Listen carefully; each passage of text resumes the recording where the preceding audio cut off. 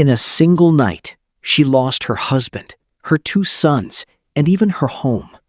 After that night, the entire village began calling her by one name, the unfortunate woman.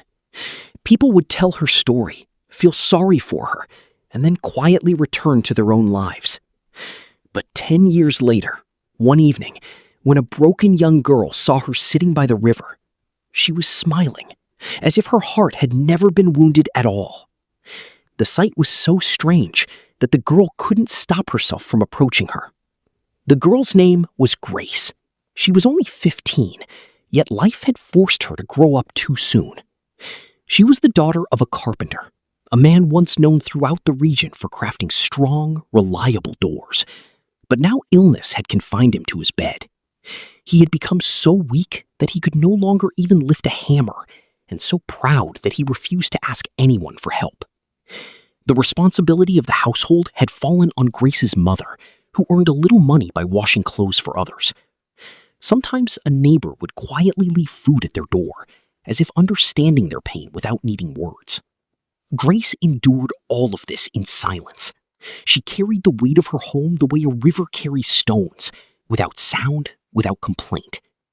But inside, she was breaking. Her exams were near, and they had the power to change her life. If she succeeded, she could earn a scholarship and open a new path. But if she failed, she feared she would remain trapped in this life forever. Worry had gripped her heart. Every day felt like a new battle. What if I fail? What if my father's condition worsens? What if we are forced out of our home? Has God forgotten us? These questions echoed constantly in her mind. She stayed awake at night. Sleep had abandoned her, and her body could no longer even pull himself through.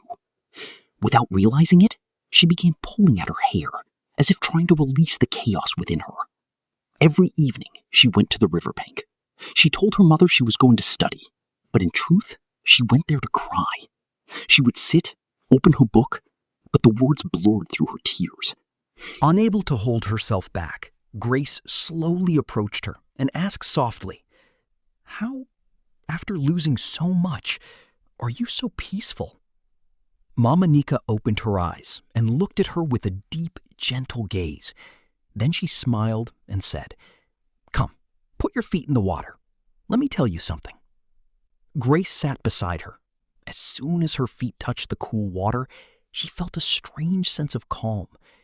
Mama Nneka remained silent for a moment, as if choosing her words carefully, and then said softly, "When I lost everything, I stayed in bed for 4 months, and when I finally got up, it wasn't to live, but to worry." Grace looked at her in surprise. "I was afraid all the time," Mama Nneka continued, "afraid of dying alone, of being abandoned by God, of the future. For 2 years, all I did was worry. My body grew weak. I couldn't eat. I couldn't sleep. And I felt like I would never escape that darkness." She took a deep breath and went on. "Then one night, I had a dream. I was climbing a mountain, and on my back was a heavy bag. It was filled with stones, and each stone had a word written on it: fear, doubt, tomorrow, why. The bag was so heavy that I was about to fall." Grace listened silently. "Then I heard a voice," Mama Nneka said. "It asked me, 'Why are you carrying what I told you to put down?'"